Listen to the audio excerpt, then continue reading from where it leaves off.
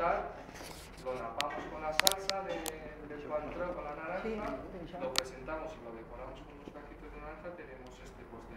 A lo mejor en esta presentación es más vasta, podemos hacerla más pequeña, podemos hacerla más redonda, podemos hacerla rectangular, triangular.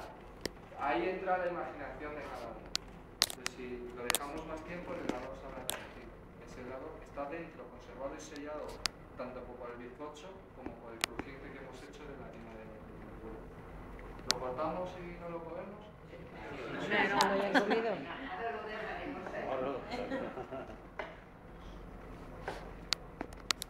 Antes de cortado media luna. Es una pasada y es un postre distinto. Y si os da asco lo puedo ver a probar, No, aquí creo que esto tenemos poco.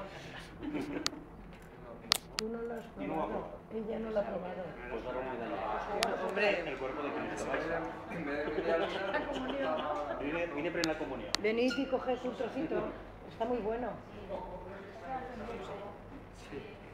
tengo vergüenza, no sé qué esto me va a quedar. Es que ya sí. A ver qué pasa la foto. Espera, te paso aparte.